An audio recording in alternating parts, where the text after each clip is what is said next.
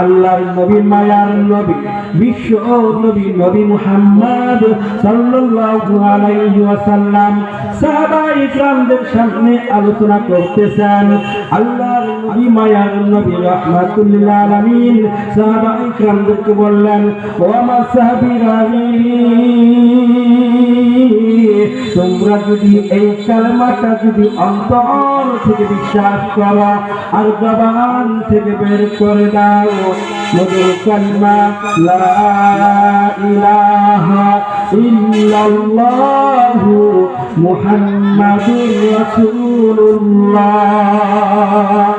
আমি রাসূল সাক্ষী দিলাম, এই কালিমা পড়ার সঙ্গে সঙ্গে আমার মাওলা তোমাদের সমস্ত গুনাহগুলি মাফ করে দিবেন। আস্তে কথা বলো, আস্তে কথা বলো, আস্তে বলো, আস্তে বলো। আমার নবী মায়ার নবী ডাক বললেন, সাহাবীরা, এই কালেমা পড়ার সঙ্গে সঙ্গে আমার আল্লাহ পাক রব্বুল আলামিন তোমাদের সমস্ত গুনাহগুলি মাফ করে দিবেন। এই কথা শোনার পর সমস্ত সাহাবীরা একযোগে আওয়াজ দিয়ে বললেন, লা ইলাহা ইল্লাল্লাহ। একজন সাহাবী দাড়িওয়ালা, পাগড়িওয়ালা, জুব্বাওয়ালা চোখের পানি ফেলে ফেলে কাঁদতেছেন। গুমরানো আওয়াজ নবীজির কানে চলে গেল। আমার নবী মায়ার নবী ডাক দিয়ে বললেন, কে কান্দো, কে কান্দো? এত সুন্দর একটা সংবাদ শোনাইলাম, এমন সুন্দর একটা আলোচনা শোনাইলাম, এরপরও কে কান্দো, কে কান্দো?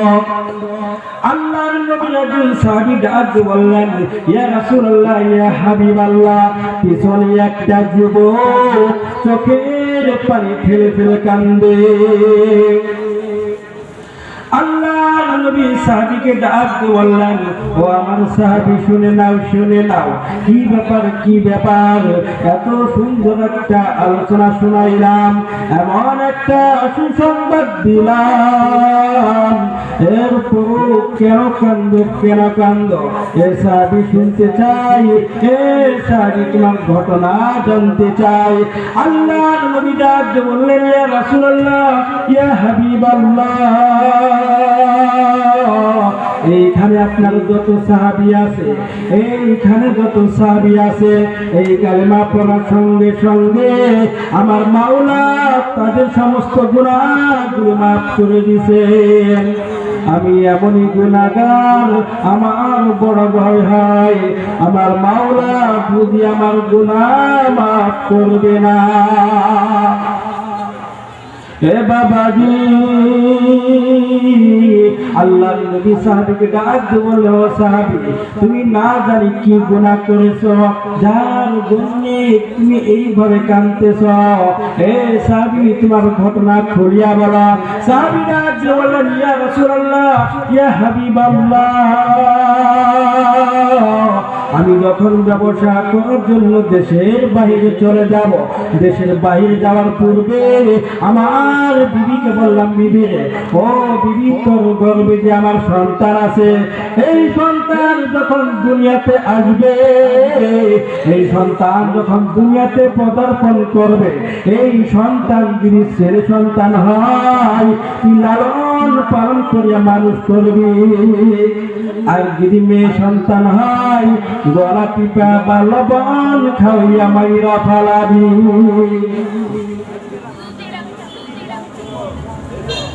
ইয়া রাসূলুল্লাহ, ইয়া হাবিবাল্লাহ, আমি কথা বলিয়া যখন দেশের বাইরে চলে গেলাম, কয়েক বছর পর আবার দেশের মধ্যে ফিরলাম, বাড়িতে প্রবেশ করলাম, কি সুন্দর চেহারা, কি মায়াবী চেহারা, সুন্দর একটা কন্যা সন্তান দেখতে পাইলাম। আমার বিবিকে বললাম, বিবি, কি ব্যাপার, কি ব্যাপার, এই সন্তানটি কার? আমার বিবি ডাক দিয়ে বলল, স্বামী গো, এই সন্তান আর কার নয়, এই সন্তান হলো আপনার। দেখেন দেখেন কত সুন্দর আপনার একটা কন্যা সন্তান হয়েছে। আমার বিবি যখন আমাকে এই কথাটা বলল, আমি আমার বিবিকে বললাম, বিবি কি ব্যাপার কি ব্যাপার? তোকে বলেছিলাম মেয়ে হইলে গলা টিপা বা লবণ খাওয়াইয়া মাইরা ফালাবি, কি জন্য মানলি না? কি ব্যাপার কি জন্য মানলি না? ইয়া রাসূলুল্লাহ ইয়া হাবিবাল্লাহ, আমার বিবি আমাকে ডাক দিয়ে বলেন, স্বামী গো, আমি তো আপনার মেয়েকে মারার জন্য প্রস্তুত হয়েছিলাম। আমি যখন আপনার মেয়ের গলার ভিতরে টিপ লাগাইব, এমন সময় চেহারা তাকাইলাম, ওই চেহারার ভিতরে স্বামী আপনার চেহারা দেখতে পাইলাম। ও স্বামী, এই জন্য আমি আপনার মেয়েকে মারতে পারি নাই। দেখেন দেখেন আপনার মেয়েটা কত সুন্দর, আপনি যেমন সুন্দর আপনার মেয়েটাও তেমন সুন্দর।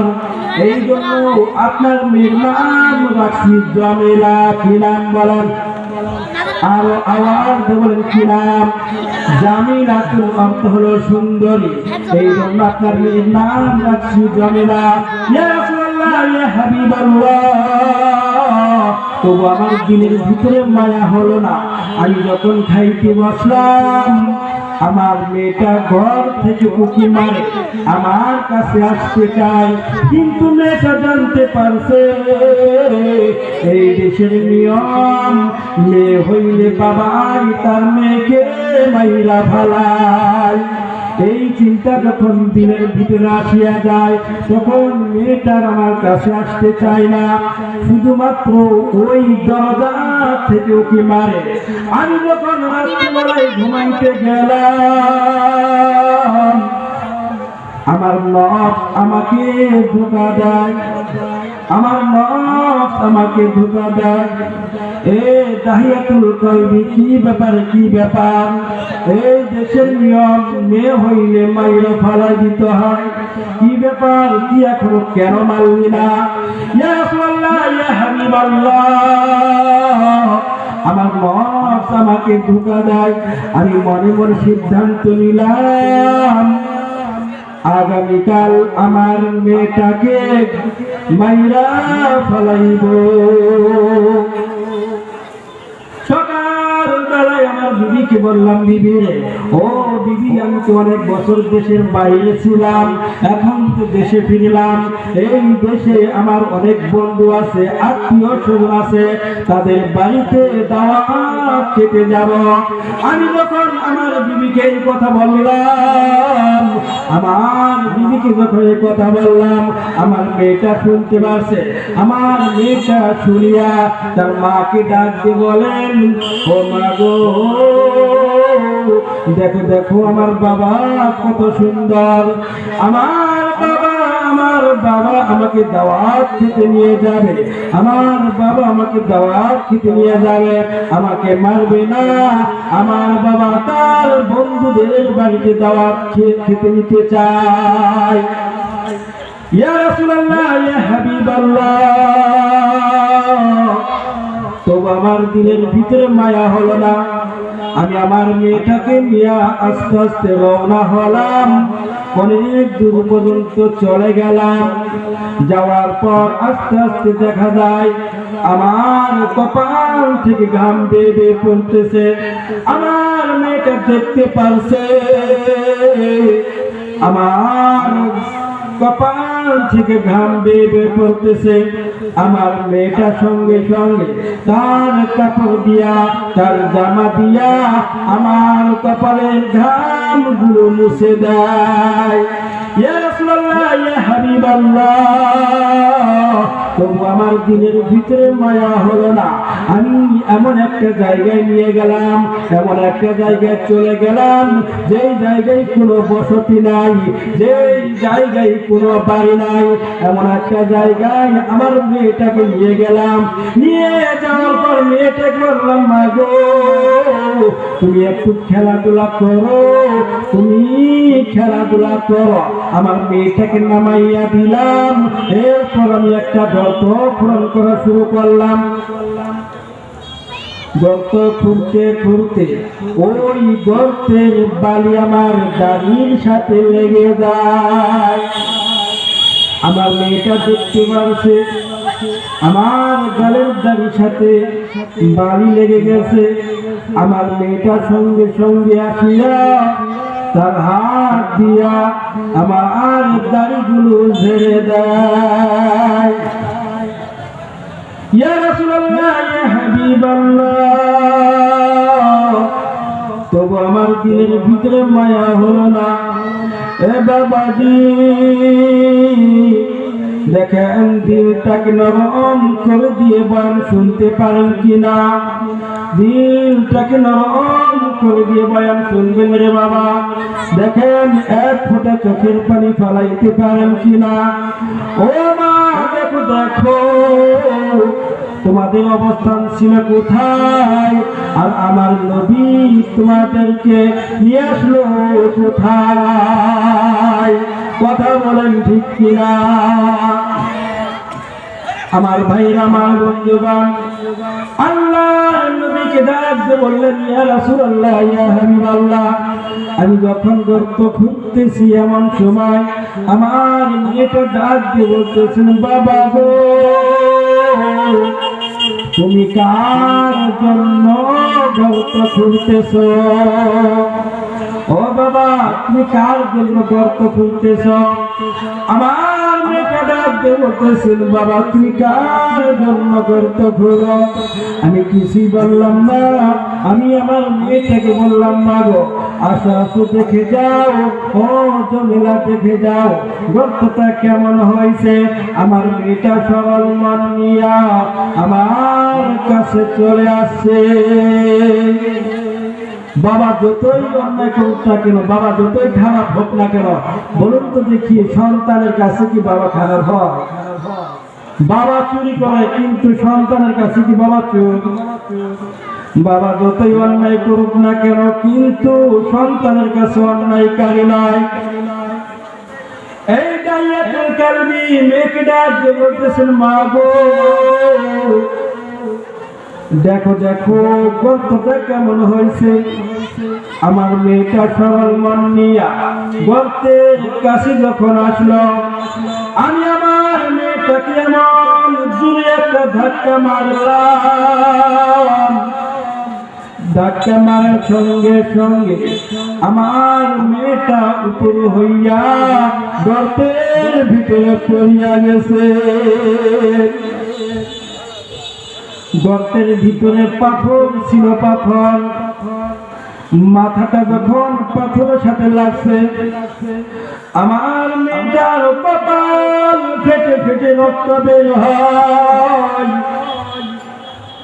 আমার মেয়েটা আস্তে আস্তে যখন দাঁড়ায়, এরপর আমি ছোট ছোট পাথর দিয়া আমি আমার মেয়ের কপালের ভিতরে মারলাম, মাথায় আঘাত করলাম। মাথার আঘাত করার সঙ্গে সঙ্গে আমার মেয়ের মাথা থেকে কপাল থেকে রক্ত ঝরতেছে। ইয়া রাসূলুল্লাহ, ইয়া হাবিবাল্লাহ, তবু আমার দিলের ভিতরে মায়া হলো না, আমার দিলের ভিতরে মায়া নাই। আমার মেয়েটা ডাক দিয়ে বলতেছেন, বাবা গো ও বাবা আমি বুঝতে পারছি এই দেশের নিয়ম, মেয়ে হইলে বাবাই তার মেয়েকে মাইয়া ফেলায়, বেবি মেয়ে হইলে জিন্দা কবর দেয়। ও বাবা আমি বুঝতে পারছি তুমি আমাকে মাইয়া ফলাইবা, তুমি আমাকে মাইয়া ফলাইবা। ও ও বাবা আমি তোমার কাছে কিছুই চাই না, ও বাবা তুমি আমাকে বাঁচাও, আমাকে মাইরো না, আমাকে মাইরো না। ইয়া রাসূলুল্লাহ, ইয়া হাবিবাল্লাহ, তবু আমার দিলের ভিতরে মায়া হয় না। আমার মেয়েটা ডাকতে বলতেছেন, মা গো তুমি কার সাথে পাঠাইলা, কার সাথে পাঠাইলা? ও মা আর কোনদিন মনে হয় তোমার কোলে ফিরতে পারবো না। আমার মেয়েটা ডাকতে বলতেছেন, বাবা গো তুমি আমাকে মাইরো না, আমাকে তুমি ছাইড়া দাও। আমি কথা দিলাম আমি সমাজের ভিতরে আর কোনদিন তোমাকে বাবা বলে পরিচয় দিব না। ইয়া রাসূলুল্লাহ, ইয়া হাবিবাল্লাহ, তবু আমার দিলের ভিতরে মায়া হলো না। আমি বিশাল বড় একটা পাথর হাতে নিলাম। আমার মেয়েটা এমন অবস্থা দেখিয়া হাউমাউ করে কাঁদতেছেন আর বলতেছেন, বাবা ও বাবা তুমি আমাকে মাইরো না, ও বাবা তুমি আমাকে ছাইড়া দাও। আমি কোনদিন তোমাকে সমাজের ভিতরে বাবা বলে পরিচয় দিব না। ইয়া রাসূলুল্লাহ, ইয়া হাবিবাল্লাহ, আমার দিলের ভিতরে মায়া নাই। আমি বিশাল বড় একটা পাথর নিয়া আমি আমার মেয়ের মাথার উপরে ঠাস করে মারলাম।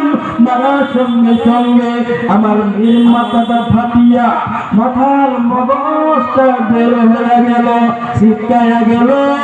ইয়া রাসূলুল্লাহ, ইয়া হাবিবাল্লাহ, আমার মেয়েটার যখন মাথা ফেটে যায় আমার মেয়েটা আস্তে আস্তে কবরে গর্তের ভিতরে লুটিয়া পড়ে। যখন গর্তের ভিতরে লুটিয়া পড়তেছে তখন আমার মেয়েটা বলেছিল, ও বাবা তুমি আমাকে বাঁচতে দিলা না, আমাকে বাঁচতে দিলা না। ও বাবা তুমি কেমন বাবা, কেমন বাবা, বাবা হইয়া তুমি তোমার মেয়েটাকে মাইরা ভালাইলা। ইয়া রাসূলুল্লাহ, ইয়া হাবিবাল্লাহ, আমার মেয়েটা যখন দুনিয়ার জমিন থেকে বিদায় হয়ে গেল আমি বুঝতে পারলাম আমার মেয়েটার দুনিয়াতে নাই। আমার মেয়েটাকে গর্তের ভিতরে চাপা মাটি দিয়া আমি যখন বাসায় চলে গেলাম খাইতে বসি মেয়ের ওই আওয়াজটা শুনতে পারি। আমার মেয়েটা ডাকতে বললেন, বাবা তুমি কেমন বাবা, কেমন বাবা, বাবা হইয়া তোমার মেয়েকে মাইরা ফেলাইলা। ইয়া রাসূলুল্লাহ, ইয়া হাবিবাল্লাহ, ঘুমাইতে যাই ঘুমের ভিতরে আমার মেয়েটা ডাক দিয়ে বলেন, বাবা তুমি কেমন বাবা, বাবা হইয়া তোমার মেয়েটাকে মাইরা ফেলাইলা। ইয়া রাসূলুল্লাহ, ইয়া হাবিবাল্লাহ, আমি খাইতে পারি না, ঘুমাইতে পারি না, আমার ঘুম নাই, খাওয়া নাই। ইয়া রাসূলুল্লাহ, ইয়া হাবিবাল্লাহ, আমি এমন গুনাহ করেছি আমার গুনাহ কি আল্লাহ মাফ করবনি? আল্লাহর নবী ডাক দিয়ে বললেন, হে সাহাবী তুমি এমন গুনাহ করেছো। আমার নবী এই ঘটনা শোনার পর আমার নবী কান্দে, আমার নবী কান্দে, নবীর চোখ দিয়ে বেয়ে বেয়ে পানি পড়তেছে, নবীর ঠোঁটগুলো কাঁপতেছে, চোখ দিয়ে পানি পড়তেছে। আমার নবী ডাক দিয়ে বলেন, হে সাহাবী তুমি বাবা হইয়া তোমার মেয়েটাকে মাইরা ফলাইছো। বাবা কেমন হয়